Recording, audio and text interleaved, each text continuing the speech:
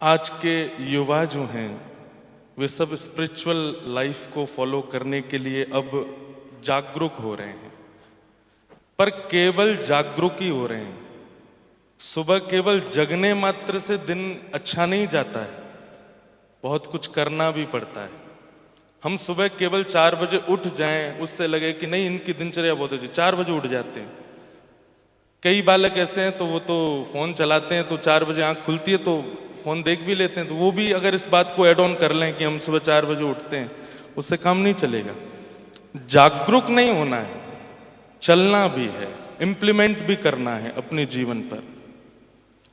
भगवान ने हमको शरीर दिया, उसमें 5 ज्ञानेंद्रियां दी, 5 कर्मेंद्रियां दी। बहुत विस्तार ना हो, बस जल्दी जल्दी बताऊं। 5 ज्ञानेंद्रिय कौन सी? जिनसे हमको कुछ पता चलता है। जैसे सुंदरता का पता नेत्रों से चलता है, पहली ज्ञानेंद्रिय। स्वर का पता कानों से चलता है, दूसरी ज्ञानेंद्रिय। सुगंधी का पता नाक से चलता है। सेंसेस जहां से हमको मिलते हैं वो 5 ज्ञानेंद्रिय, आंख, नाक, कान, जीव और त्वचा, स्किन हमारी। ऐसी 5 कर्मेंद्रिय, हाथ, पैर, मुख और 2 गुप्त इंद्रिय। ये 10 इंद्रियां भगवान ने हमको दी, शरीर हमको भगवान ने दिया। लेकिन इन सबके ऊपर जो राज करता है वो है हमारा मन, हमारी बुद्धि, हमारा माइंड। उसी के ही अनुसार हमारी पूरी लाइफ क्रिएट होती है। चाहे कितनी अच्छी आंखें हों, कितने अच्छे हाथ हों, पैर हों, कान हों, उसका कोई अभिप्राय नहीं है। भले आपको चश्मा नहीं लगा, कान से बहुत अच्छा सुन लेते हो, सब कुछ बहुत अच्छा है, पर आपका माइंड कैसा है, आपका मन कैसा है, उसके ऊपर पूरा जीवन आपका निर्भर करता है। और उस माइंड की केवल एक औषधि है और वो है स्पिरिचुअलिटी। आप जितना स्पिरिचुअल लाइफ को जीवन में लाओ। अब देखो, सेकंड पार्ट पे आता हूं। स्पिरिचुअल लाइफ का होने का मतलब, आज किसी से पूछो कि व्हाट इज स्पिरिचुअल लाइफ। सुबह उठ करके पूजा करना, अगरबत्ती दिखाना, भगवान के आगे तिलक लगाना, उनको भोग लगाना, प्रणाम करना, हनुमान चालीसा का पाठ करना, गायत्री मंत्र बोलना, इसको स्पिरिचुअलिटी कहते हैं। तो ये सब रावण भी करता था। अभी रावण की बात करके आए हम। रोज त्रिपुंड लगाता था, महादेव की ऐसी ऐसी स्तुतियां गाता था कि महादेव उसके सामने आकर के खड़े हो जाते थे। देवता नतमस्तक रहते थे। सारे वो काम आते थे जो एक आध्यात्मिक व्यक्ति जीवन में अपनी दिनचर्या में करता है, पर उसका मन शुद्ध नहीं था। और मन शुद्ध ना होने के कारण आज तक भी, ब्राह्मण होने के बाद भी, आज भी हर दशहरा पर भारत के कितने दशहरा मैदानों में उसको जलाया जाता है। इतना नाश तो किसी का नहीं हुआ जितना रावण का हुआ। हजारों लाखों वर्षों से जलता आ रहा है। ऐसा किस बात का स्पिरिचुअल था वो? सब कुछ तो आता था। यस्यास्ते ड्राट ड्राट डुट डुट मम लम टम टम टम टम टम डम शम डुडम शम डुही डुही चकितम भू के भूपनालम तैलम तैलम तुतैलम खुकु कुकु कुकु ख्वांग कु ख्वांग ख्वांग कु ख्वांग ख्वांग ध्यायन्ते यस्य गान्ते वसति स सकलम पातुनो चंद्रचूड़। हिमालय की चोटियां हिलने लगती थी जब रावण बोलता था। लेकिन स्पिरिचुअलिटी केवल और केवल उसके बाह्य रूप में थी, मन में नहीं थी, मानसिकता में नहीं थी, बुद्धि में नहीं थी। इसके बाद भी क्या अधोगति हुई रावण की। लोग कहते हैं बहुत अच्छा था, भगवान के हाथों मरा। भगवान के हाथों मरा, लेकिन आजकल तो हम इंसान ही मार रहे हैं उसको। ऐसी अधोगति। तो स्पिरिचुअलिटी का मतलब केवल नियम पालन करना नहीं होता, केवल नित्य ठाकुर जी के आगे आरती पूजा करना नहीं होता। स्पिरिचुअलिटी आपके मन में होनी चाहिए, आपके स्वभाव में होनी चाहिए, आपके व्यक्तित्व में होनी चाहिए, आपके वक्तव्य में होनी चाहिए। वो स्पिरिचुअलिटी कैसे आएगी?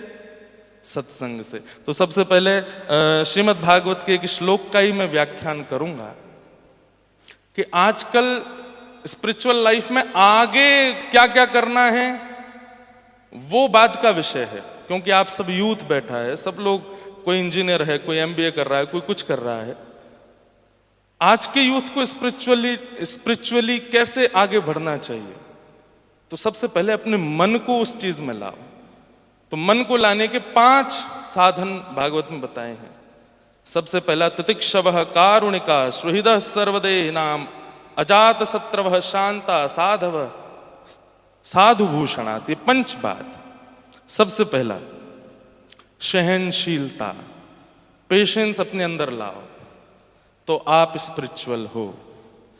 वो बात कैसी कि आप रोज राधा नाम के 108 माला करते हैं, तिलक लगाते हैं, लेकिन कोई आपसे कहते भाई तुम बड़े क्रोधी हो, सोई आग बबूला हो गए। तूने मुझे कैसे बता दिया कि मैं क्रोधी हूं? सबसे पहले अपने अंदर पेशेंस लाओ, तितिक्षव, सहनशीलता। संसार में कोई कुछ भी दे तो आपको लेने का अधिकार नहीं है, आप वही लीजिए जो आपके लिए आवश्यक है। बहुत जल्दी इनपेशेंट हो जाते हैं आज के बच्चे, इसलिए पेशेंस होना स्पिरिचुअल होने का सबसे प्रथम लक्षण। अब ये कैसे हुआ जाएगा उस पर भी मैं आऊंगा। दूसरी बात, श्रोहिदः सर्वदेहि नाम। कई बार हम केवल अपने बारे में विचार करते हैं कि हमारा अच्छा हो जाए, हमारा क्लियर हो जाए, हमारी चीज ये शॉर्ट आउट हो जाए, उसकी ना भी हो तो चलेगा, मैं अपना कर लूं। पर नहीं, स्पिरिचुअल होने का दूसरा लक्षण क्या है? सबका हो, अकेले मेरा ही ना हो, उसका भी हो जाए, उसका भी क्लियर हो, उसको भी प्राप्त हो। सेकंड स्पिरिचुअल होने का लक्षण ये है। तो सबसे पहला सहनशीलता, तितिक्षव। दूसरी बात, सबका मंगल, इस ऐसी भावना चित्त में आना। और तीसरा, तितिक्षव कारुणिका, श्रोहिदः सर्वदेहि नाम। सब पर थोड़ी थोड़ी दया दृष्टि रखना। कई बार कोई व्यक्ति आपके साथ ऐसी कोई क्रिया कर देता है कि आप उसको जीवन भर के लिए क्षमा नहीं करते। ऐसी भावना जिसके चित्त में, वो स्पिरिचुअल हो ही नहीं सकता। केवल एक भूल की वजह से, एक गलती की वजह से किसी व्यक्ति को जीवन भर के लिए आपने अक्षमा कर दिया, उसको क्षमा ही नहीं करते हो। कई बार किसी किसी की भूलों को, किसी किसी की गलतियों को क्षमा करना सीखो। क्षमा बड़े को चाहिए, क्षमाशीलता चित्त में आना, स्पिरिचुअल होने का तीसरा लक्षण। तो सहनशील होना, सबका मंगल चाहना, क्षमाशीलता होना। और चौथा लक्षण बताया गया, अजात शत्रवः, किसी को भी अपना शत्रु ना मानना। आपके कॉम्पिटिटर हो सकते हैं पर शत्रु कोई भी नहीं है। सबके प्रति अशत्रुता का भाव होना, चाहे वो जो भी हो, अशत्रुता का भाव, ये चौथा स्पिरिचुअल होने का लक्षण है। और पांचवा, अंतिम और सबसे ज्यादा इंपॉर्टेंट, शांता। जितना कम बोलोगे, जितना कम आपकी वाणी, हमारे शास्त्र कहते हैं कि आयु दो चीज से कम होती है, बहुत खाने से और बहुत बोलने से। हमारे जीवन में भगवत गीता में श्री भगवान कहते हैं कि मौन रहने का एक ही तरीका है कि दूसरे को सुनना शुरू करो। दूसरे को बहुत श्रवण करोगे, आपकी कैचिंग पावर होगी, आपकी कैप्चरिंग पावर होगी, तो धीरे धीरे आप शांत रहना शुरू करो। शांत रहोगे तो ये लास्ट वाला पॉइंट आपकी लाइफ में आ गया, तो बाकी चार अपने आप आ जाएंगे।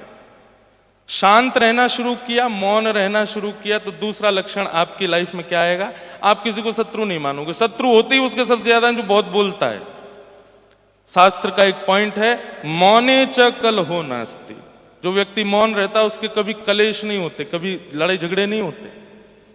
तो मौन रहोगे तो अपने आप आपके चित्त में ये पॉइंट आ जाएगा कि आप किसी से लड़ो ना, अशत्रुता का भाव, दूसरा पॉइंट भी आ गया। तीसरा, अपने आप होगा कि सबका मंगल हो। चौथा, अपने आप क्षमा की भावना आ जाएगी। और ये चारों आती, जो सबसे डिफिकल्ट है वो भी आ जाएगा, क्या? सहनशीलता। तो इसलिए ये स्पिरिचुअलिटी है, अपनी लाइफ में लाओ। मन एक ऐसा, हमारे जीवन में, हमारे शरीर में एक ऐसी वस्तु भगवान ने दी है, पूरी लाइफ को डिजाइन करने की सामर्थ्य है मन में। उस मन को अपने वश में करने का एक ही तरीका है, वो है स्पिरिचुअलिटी। जैसे हमारे शरीर को रोग होते हैं, टाइफाइड हो जाता है, डेंगू हो, मलेरिया हो, ऐसे ही मन को भी बहुत सारे रोग होते हैं। एंजाइटी होती है, डिप्रेशन होता है, और डिटैचमेंट हो जाता है। बहुत सारी चीजें आती हैं मन के साथ में, ये सारे उसके रोग हैं। मन रूपी रोग के, मन के जितने रोग हैं, उसका केवल एक ही वैद्य है, और वो वैद्य है स्पिरिचुअलिटी। स्पिरिचुअलिटी में सुनना ज्यादा शुरू कीजिए, जितना हो सके आप श्रवण करो। हमारे ब्रज में एक रसिक जन गाते हैं एक पॉइंट, मन का रतन रख जतन से अनाड़ी, मन का रतन रख जतन से अनाड़ी यहाँ के चोरों की बस्ती है भारी, यहाँ के चोरों की बस्ती है भारी। ज्ञानी लुटे गुमानी यहाँ पल में लुट जाए लाखों का डेरा, पग बढ़ा हो न जाए अंधेरा। हमारे पास एक बहुत कीमती वस्तु है, वो हमारा मन, और उसके बहुत सारे चोर हैं। किसी का मन किसी ने चुरा रखा है, कोई कचौड़ी पे मन दिया है, कोई समोसा पे दिया। अब कचौड़ी समोसा ही बोलूंगा मन से, इससे ज्यादा तो नहीं बोल सकता। चोर तो बहुत सारे हैं। किसी का उस विंग वाली ने चुरा रखा है, किसी का पीछे विंग वाली ने चुरा रखा है, अब सब समझ ही जाओ। मन के बहुत लुटेरे हैं, लेकिन हम लोग कितने सहज हैं। ये मन एक ही है, हमने भी कितनों को लुटवा रखा है। उसको भी दे रखा है, इसको भी दे रखा है, यहां भी दे रखा है, वहां भी दे रखा है। इतनी सब जगह हमने अपने मन को, इतना सस्ता नहीं है हमारा मन। इसलिए मन को बहुत संजो करके रखो, कोई लूट ना ले जाए इसको। ये मन ही आपकी जर्नी में, चाहे जैसी भी आपकी जर्नी है, ये मन जितना शुद्ध रहेगा आप उतने अच्छे रहोगे। तो स्पिरिचुअल होने का मतलब आप कदापि ये मत ले लीजिए कि केवल नियम पालन करना, तिलक लगाना, कंठी पहनना, ये सब बाद का विषय, बहुत आगे का विषय है। ये स्टार्टिंग पॉइंट नहीं है। मैं तो बच्चों से अभी ये भी कहता हूं कि भाई 5-6 साल के बच्चों को हनुमान चालीसा भी याद मत कराओ। मैं घरों में जाता हूं तो 8 साल का महाराज जी हमारा बच्चा सुनाएगा तोतली वाणी में वो हनुमान चालीसा। मैंने कहा अभी इसकी आवश्यकता नहीं है, ये अपने आप सीख जाएगा। सबसे पहले इसको बहुत सारी चीजें वो सब सिखाओ, मातृ पितृ सेवा सिखाओ, बड़े बुजुर्गों से मिलना सिखाओ, संत जनों की वाणी सुनना सिखाओ। हम हिंदू हैं, हम वैदिक सनातन धर्मावली हैं, हमारे शास्त्रों में इतना सब कुछ है, वो सब आप अपने जीवन में इंप्लीमेंट में लाओ, अपने जीवन में उतारना शुरू करो। ये एक प्रकार का एक्सीलरेटर है। आप स्पिरिचुअल होगे, आप स्पिरिचुअल लाइफ को जीवन में लाओगे, मेंटल हेल्थ बहुत अच्छी रहेगी, माइंड बहुत अच्छा रहेगा, मन बहुत अच्छा रहेगा। आज क्या है, विचलितता बहुत ज्यादा है, सद और असद की पहचान नहीं है हमारे पास में। क्या करें क्या ना करें, इसके पीछे हम लोग बहुत भटक रहे हैं। स्पिरिचुअल जो होता है ना, देखो दो चीज, अब मैं जल्दी करूं, 2 मिनट हैं हमारे तो क्या 17 मिनट में तो मशीन गर्म होती है, फिर विचार आते हैं क्या बोलें। लेकिन जैसा अब ये कह रहा हूं, मन और बुद्धि ये 2 अलग अलग हैं, पर हमारे जीवन के सारे डिसीजंस इनसे ही आते हैं। बुद्धि हमेशा हमको वो देती है जो हमारे लिए जरूरी है, और मन हमेशा हमको उस मार्ग पर ले जाता है जो हमको चाहिए। पिज्जा खाना है, बुद्धि कहेगी गरिष्ठ होता है, फैट बढ़ा देगा, ये कर देगा, वो कर देगा। मना करती है बुद्धि, नहीं नहीं इसको नहीं खाते हैं, इससे बढ़िया रोटी बनी है, करेले की सब्जी, वो खाते हैं। पर मन क्या कहता है, खा ले, एक बार की बात तो है, न खा ले। आप थोड़े मोटे हो गए, आपको डॉक्टरों ने कहा कि भाई मॉर्निंग वॉक शुरू करो। सुबह 4-5 बजे उठते ही जैसे अलार्म देखा, 5 बज गए, घूमने के लिए जाना है, तो उस समय आपका माइंड क्या कहता है कि नहीं जाना है, हमको घूमने जाना है, हमारा फैट बढ़ गया है, कोलेस्ट्रॉल बढ़ रहा है, इसको कम करना है। पर मन क्या कहता है, नेक और सो लो, आज और रुक जाओ, कल तो चले जाएंगे। इसी दुविधा में हमारा पूरा जीवन निकल जाता है, मन और बुद्धि के में। जब आप स्पिरिचुअली परफेक्ट हो जाते हैं ना, तो क्या होता है, मन और बुद्धि ऑप्शंस देते ही नहीं है, दोनों का एक ही आंसर आएगा, ये करो, इस मार्ग पे जाओ, ये फॉलो करो, इसके पीछे चलो। स्पिरिचुअल होने का एक और बहुत बड़ा आज के यूथ के अंदर एक बात आ जाती है कि मतलब स्पिरिचुअल होने का मतलब क्या, सब छोड़ दो, बाबा जी बन जाओ, साधु बन जाओ, भगत बन जाओ। नहीं, उठा के देखिए भगवत गीता, भगवान ने ज्ञान दिया तो उसके बाद में तो धनुष बाण छोड़ के भाग जाना चाहिए अर्जुन को। पर भगवान क्या कहते हैं, अब मैंने जो भी तुझे ज्ञान दिया, इससे मन बुद्धि दोनों का जो विचलन था उसको एक कर, और युद्ध कर, आगे बढ़। युद्ध हमारे लिए क्या है, जीवन ही हमारा युद्ध है, हम सब लड़ रहे हैं। कोई ना कोई हमारे सामने कौरव खड़े, हम सब लोग युद्ध कर रहे हैं। स्पिरिचुअल होना हमको रोकना नहीं सिखाता, सब छोड़ के बैठना नहीं सिखाता। उठो, अपने कर्म रूपी धनुष बाण उठाओ, चलाओ महाराज, युद्ध करते हुए आगे बढ़ो। ये स्पिरिचुअलिटी सिखाती है। तो आजकल के बच्चे स्पिरिचुअली बहुत अच्छे हो रहे हैं, और अच्छे हों ऐसी मेरी भावना। जय श्री कृष्ण। अब 17 मिनट में मेरा पूरा हो गया। मुझे तो ऐसा लगा मैं मैराथन दौड़ करके आया हूं क्या, क्योंकि 17 मिनट में तो वाणी मेरी बस वो ये है कि मन विचार आता है।